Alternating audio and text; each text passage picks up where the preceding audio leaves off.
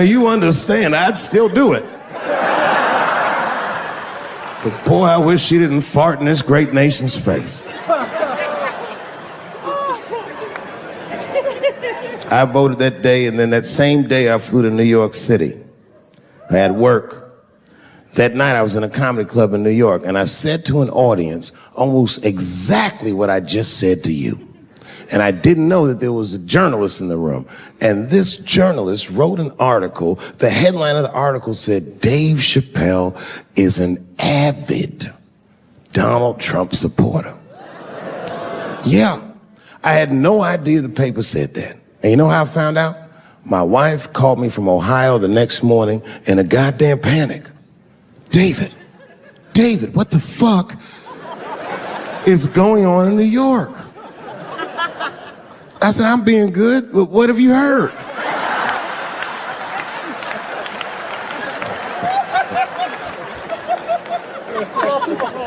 And my wife said, the paper is saying that you're a Donald Trump supporter. I was like, whew.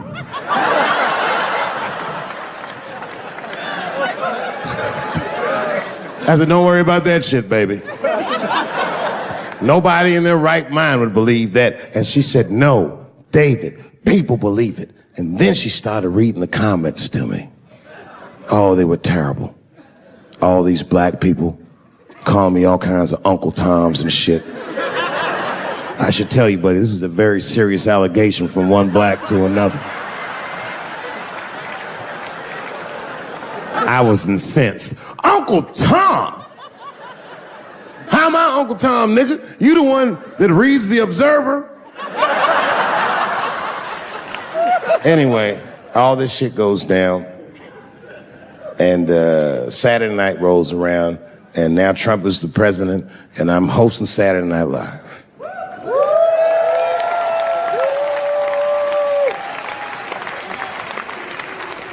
And I didn't really prepare my monologue. I just kind of winged it.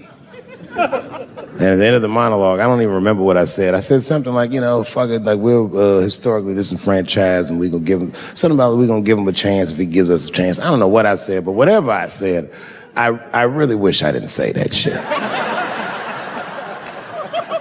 It was not worth the trouble. Now I walk into the barbershop and all them black people just be looking at me like, yo, Dave, what's up with your boy? Yo, nigga, yo! Not my boy. Because I don't care if you're a Republican or Democrat, if you support him or not, any objective person is going to have to admit that this motherfucker is having a terrible go of it. It really is. We've had presidents before that have done bad jobs, but this shit is worse than a bad job. It's scary to watch. Holy shit, it's like seeing a crack pipe in your Uber driver's passenger seat.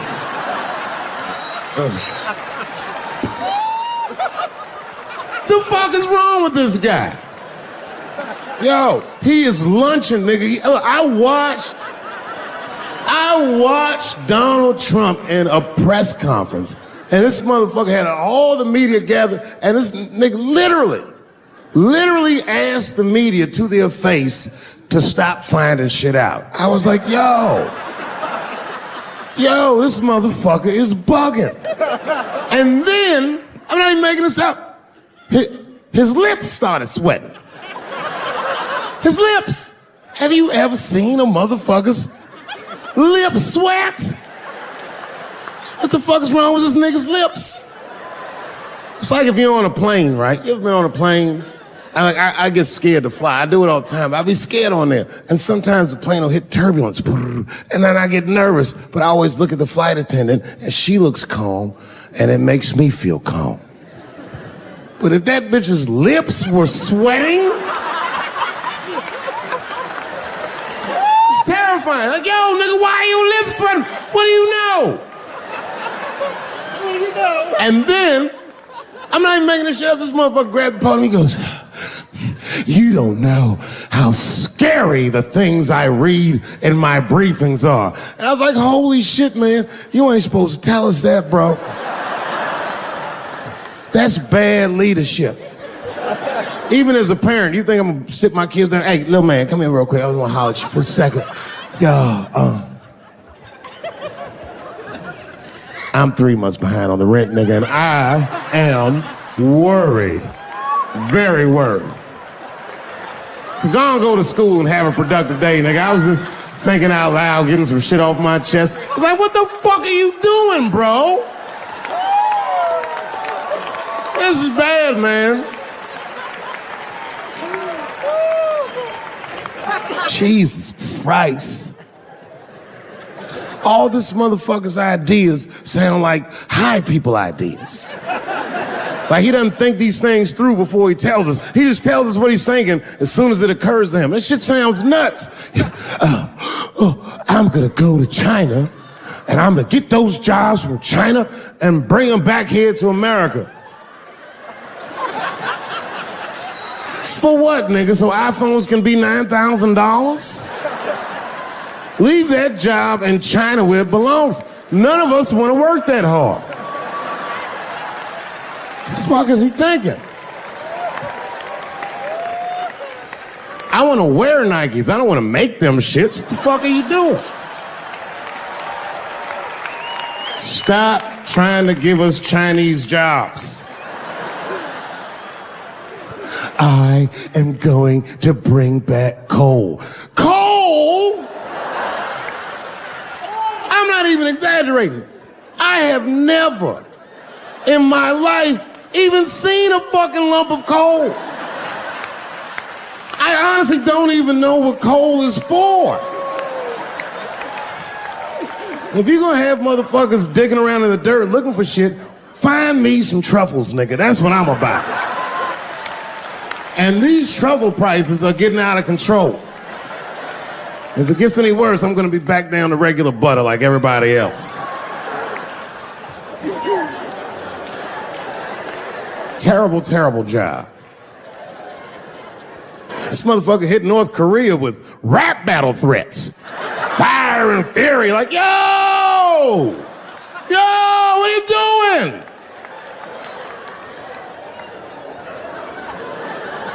It's fucking Korea, man. Kim Jong-un is a scary motherfucker. He might be as crazy as Trump. Some scary shit. And if you one of them naive motherfuckers that thinks that a war with Korea is gonna be easy, then you don't play Call of Duty at 3 a.m. like I do. Because that's when the Koreans play. Fucking 8-year-old Korean kid took out my whole goddamn platoon last night.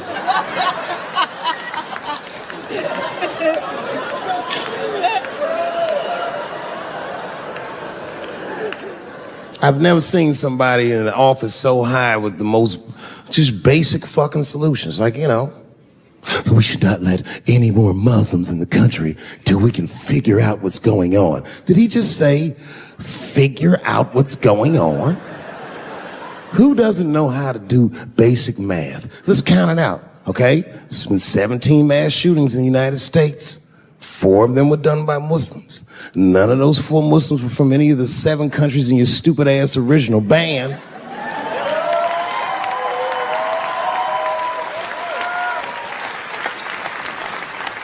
And since he brought it up, the other 13 shootings were done by the Tiki Torch whites. These are facts. And you don't see me trying to ban white people from the show to keep the rest of the audience safe. It's a fucking terrible idea because it's mean and it's racist. And most importantly, it would be catastrophic to my bottom line. If there were no white people here tonight, I might leave this bitch with $1,800. This man needs to realize that we all need each other. And that's why we will never, ever be able to beat China. Because everybody in America is racist, and everybody in China is Chinese. This motherfucker called it all wrong. And don't believe the media either, because as all this shit is happening, the media is trying to make us believe that the extremities amongst us are the norms. We can disagree, that's fine. And most of us are keeping a cool head about this shit. You know what I mean? Americans generally respect one another's beliefs, even if they don't share those beliefs. I know I do. I respect everybody's beliefs except Amish people. Because they are the only ones that I can say clearly their God is wrong. The speed limit is 75 miles an hour in Ohio, and one lane of traffic is blocked by a goddamn horse and buggy. Nigga, your God is ridiculous. All the Amish people around my way know me too. Not from television, obviously. They know me from the streets. Because when I see them horse and buggies, I'll pull the Porsche over and talk to them.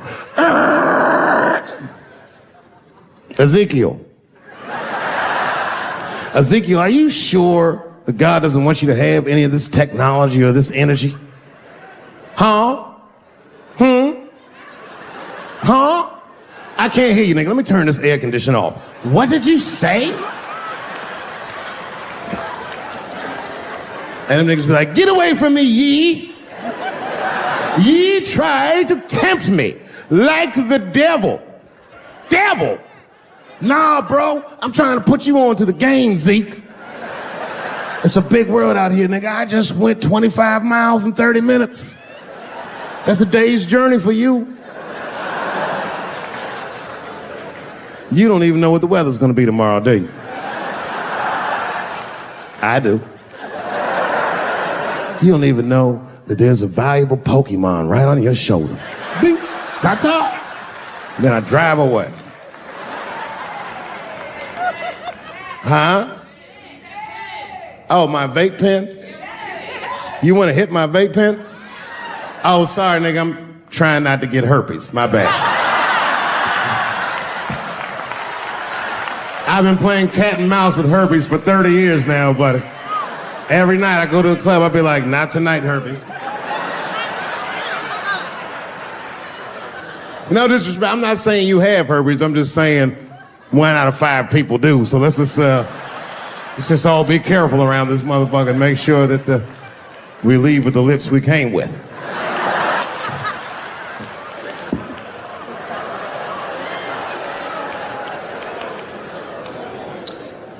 Sometimes I think that the media is hard on Trump, because I'll see shit that they get on him about that doesn't seem bad to me.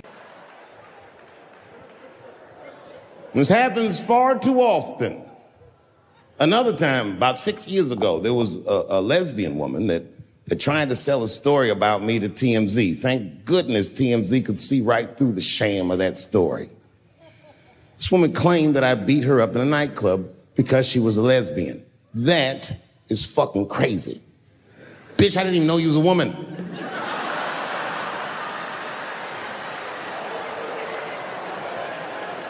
Thank God TMZ didn't believe that.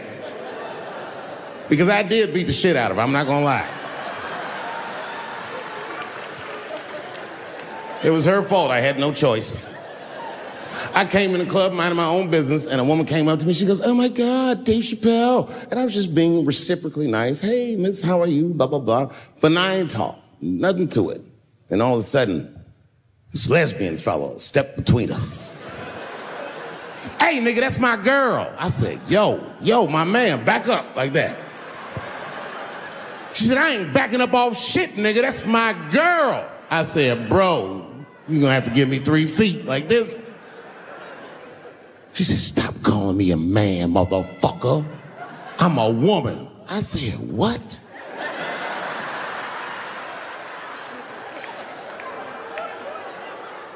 And then I looked deep in this nigga's cheekbones. I said, oh my God, you are a woman.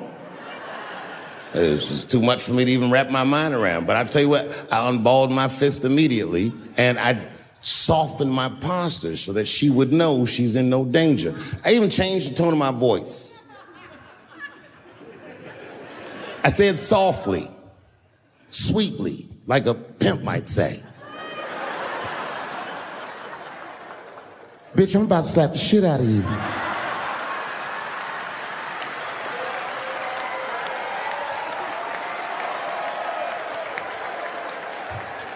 I shouldn't have done it. Oh, I wish I didn't say that. She dropped that foot back. Boop. She was in a perfect southpaw stance. Her shoulders were angled correctly. Her head movement was good. I said, oh no! This bitch boxes for real. She threw a wild hook at me and I saw it coming from yesterday, so I slipped it like this. I had no choice. I had to go to work. I let that jab go. You should have seen me go, nigga. I tenderized them titties like chicken cutlets.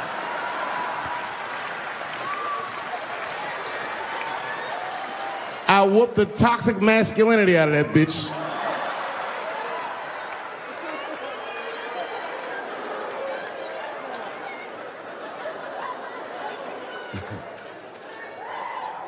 That's why I don't go out no more. Just trying to chill. I'm just trying to live a peaceful life. That's why I live in Ohio. You know, I live in a little town in Ohio. It must be like 3,700 people. Small hippie town. Culturally, it might feel like Ann Arbor to you. You know what I mean? Just a bunch of hippies and shit like that. And niggas always ask me, like, Dave, why you live in that hippie town? And I'd be embarrassed to tell them the truth. But you know why I live there? Because Yellow Springs, Ohio has the most beautiful women in the world.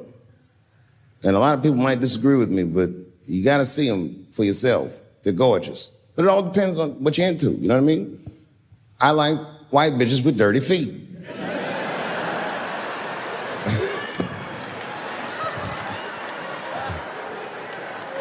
If I had a strip club in Yellow Springs, I would call that shit strippies.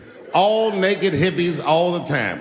And I'd only hire girls with long titties and long vagina hair that looks like they slept on it.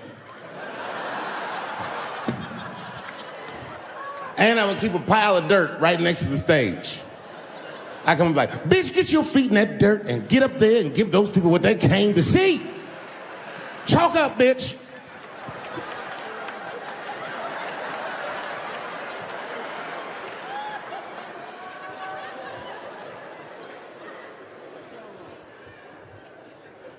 A couple years ago, I was in Ohio at a shopping mall.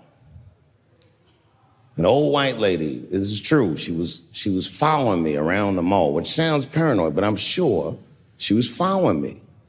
Mean lady, too. You ever see a woman with lines on her face that just tell you, like, even if she smiled, it looked like it would hurt the muscles in her face?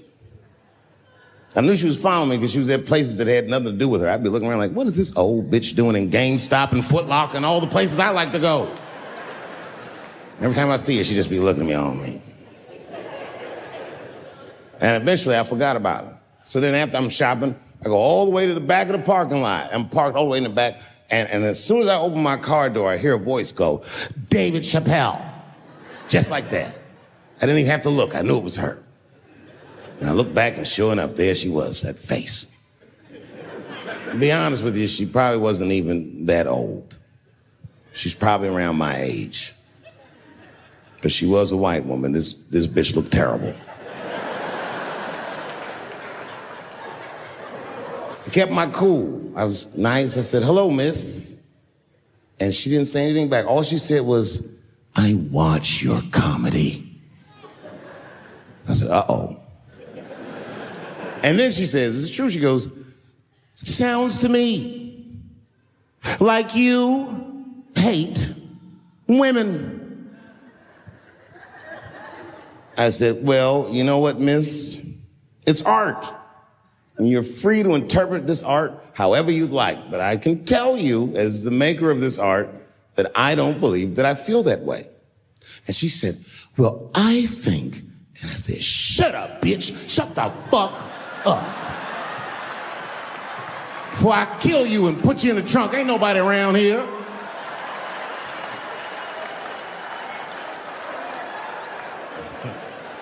I'm just kidding. I didn't say that. I felt that way, but that's not what I said. I was more clever than that. You know what I said? And this is exactly what I said. I said, miss, before you finish that statement, let me ask you a question. Where'd you see me? Did you buy a ticket to a concert I did? I doubt that. Or maybe you watched one of my specials on Netflix. Or, that I follow you to your car and do my act. She said, what? I said, keep it in the comment section, bitch, this is real life. Ta-ta.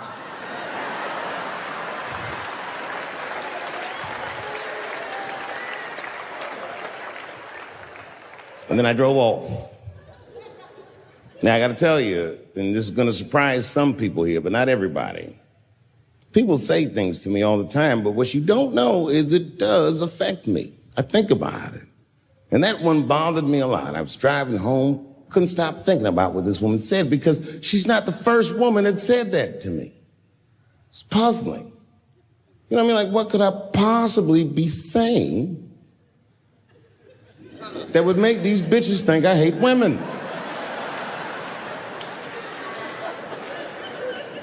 Couldn't figure it out. So you know what I did? I Googled the dictionary definition of a feminist just to make sure I was talking about the right thing. And do you know, sir, what the dictionary definition of a feminist is? I didn't either. Listen to this. Webster's defines a feminist as a human being, not a woman, a human being that believes in equal rights for women. I was shocked that that's what that meant. Because by that definition, I would consider myself a feminist. And I didn't even know that at the time.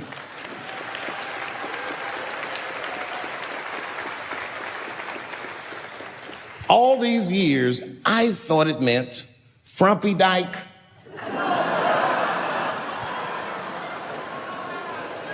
Well, that's who's always talking, to be some chick in overalls. Men are trying to rape us. Ah, not you, bitch, me please.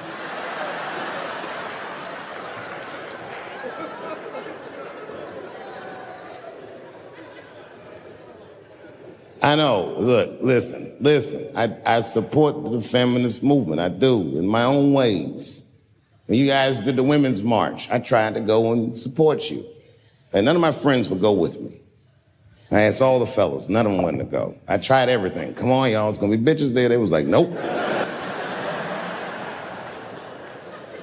So what I did is I called my friend Ange. Ange is a black woman who's a comedy writer, and she's dope. Matter of fact, she's the only woman that I know personally that pays her ex-husband alimony. And she sounds just like a man when she does it. Fuck that broke motherfucker and all that. She says all that shit. So I hit Ange up, and I hit her on the text. And all I did, I texted her, I said, Ange, are you going to the Women's March? And she texted me back, and this is a real text. She said, I hope those white bitches get tear gassed.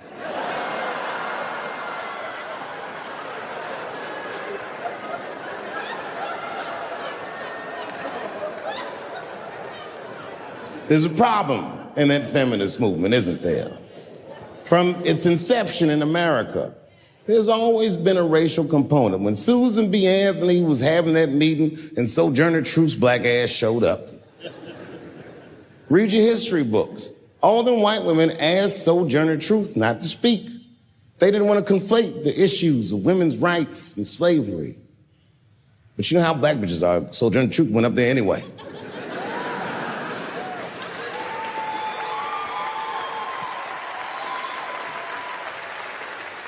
She did a famous speech. She said, ain't I a woman? Ain't I a woman? That's right. And listen. I supported the Me Too movement, but the whole time, I thought that the way they handled that was stupid.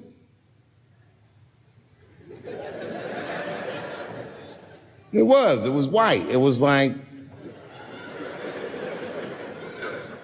they were doing shit like going to the Golden Globes, and all of them would be like, let's all go to the Golden Globes and wear black dresses, give these men a piece of our minds. Bitch, that is not gonna work. You think Martin Luther King's gonna be like, I want everybody to keep riding the bus, but wear matching outfits? You gotta get off the bus and walk. It's real talk. Real talk, that was a silly movement. I want everybody to wear a crocheted pussy hat so they know we're serious. What the fuck was y'all doing? And then I said something about it in one of my specials, and all these women actresses came after me. I said, years ago, Kevin had made some very homophobic comments. And I'm not going to repeat what he said, because this is Atlanta.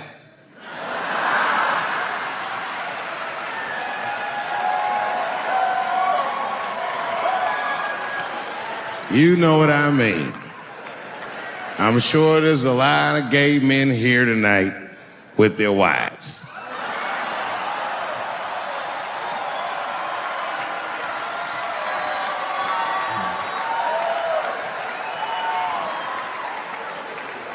Far be it from me to offend anybody. All right, I'll tell you what he said. But just remember, these were not my words. These were Kevin's words. And it was a long time ago. And I'm paraphrasing because I'm not good at telling other people's jokes. Okay, Kevin said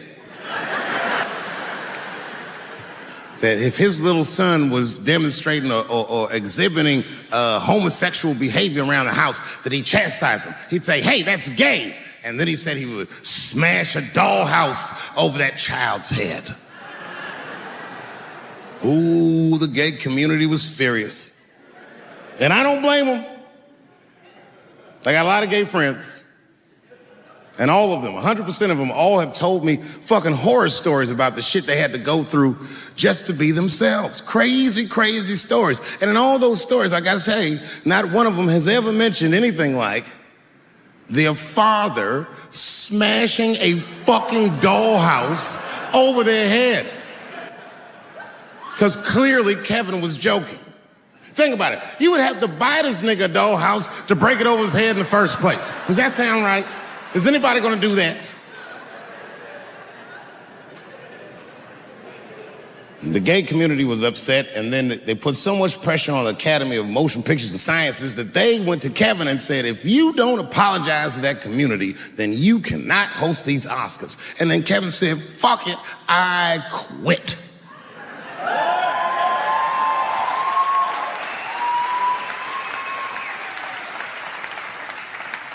And then he went on every talk show in America and apologized for 6 weeks.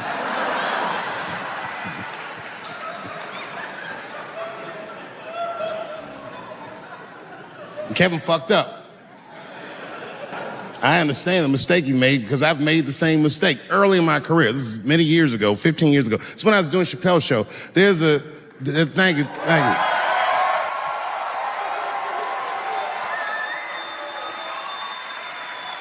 On network television, they have a department that's called Standards and Practices. This is the department that tells you what you can and cannot say on television. And if you're doing your job well, you should never hear from them. But if you're making Chappelle's show, you'll hear from these motherfuckers all the time. And remember, this is 15 years ago. I made a mistake. I didn't even know I had done anything wrong. I had written a sketch that had the word faggot in it.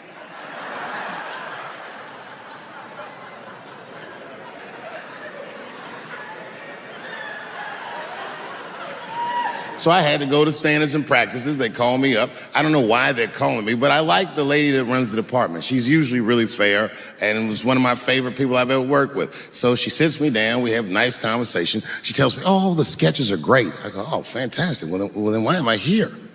She said, because David, there's no way that you can ever say the word faggot on our network.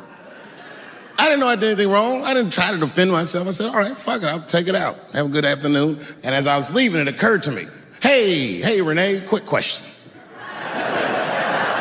It's just a question. Seriously, I want to know, like, why is it that I can say the word nigger with impunity?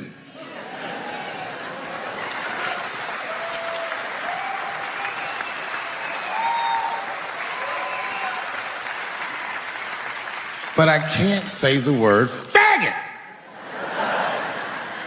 And she said, because, David, you are not gay. I said, well, Renee, I'm not a nigger either.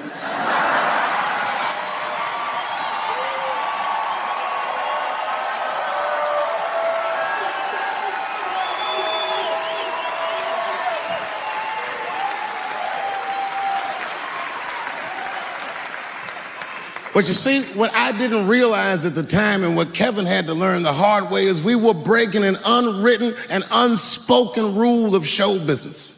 And if I say it, you'll know that I'm telling you the truth. The rule is that no matter what you do in your artistic expression, you are never, ever allowed to upset the alphabet people.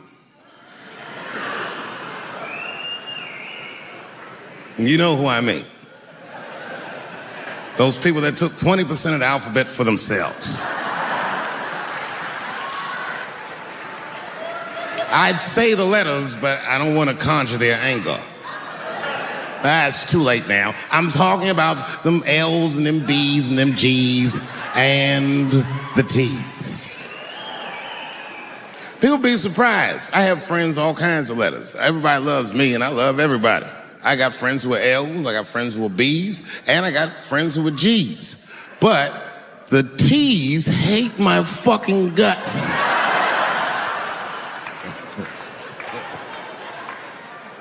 And I don't blame them. It's not their fault, it's mine. I can't stop telling jokes about these niggas. I don't want to write these jokes, but I just can't stop.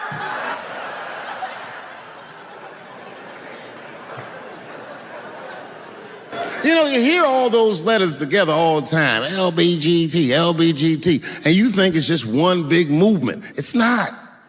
All those letters are their own movement. They just travel in the same car together. And my guess is,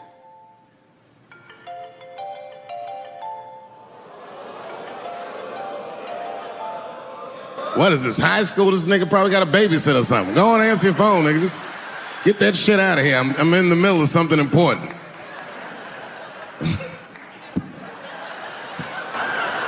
Wouldn't it be funny if we made fun of him and he's like, and he went outside like, hello? Mama's dead. Oh no! Mama's dead.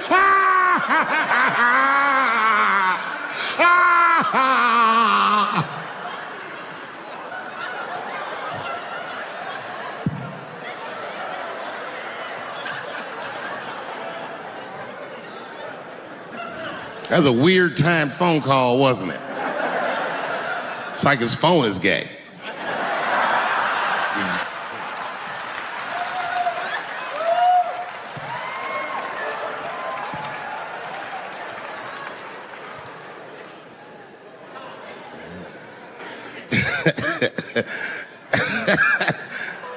Like I was saying,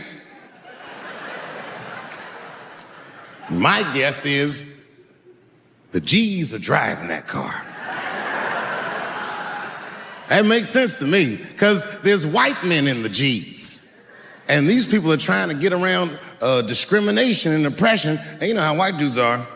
We know these roads. In fact, we built these roads.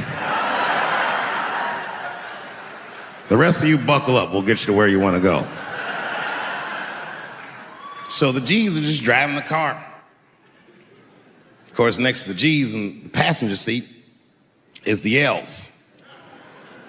Everybody likes the L's, except for the G's. I don't know what that's about. I just know the G's don't like them that much. And the G's always say like little subliminal digs on them. It's unnecessary shit. It's not mean, but you know what I mean? They just be like, I wouldn't wear that. The only thing that breaks the tension between the L's and the G's are the B's in the back seat. That's right, there you go. Everybody scream out when you hear your letter.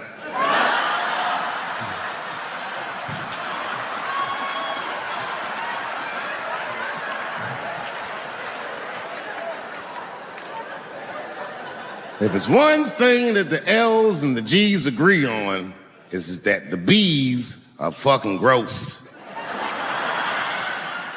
They seem greedy to the L's and the G's, you know what I mean? They're just sitting in the back seat like, yeah, man, I'll fuck anybody in this car. What's going on, man?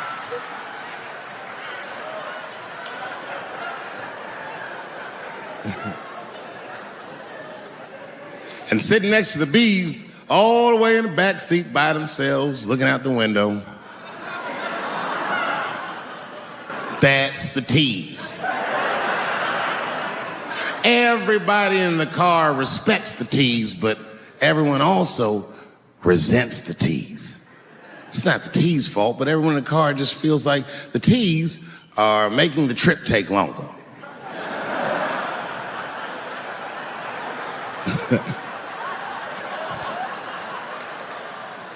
Anything the T's say gets on everybody's nerves. And then the T's don't even say anything bad. They just be in the back talking to themselves.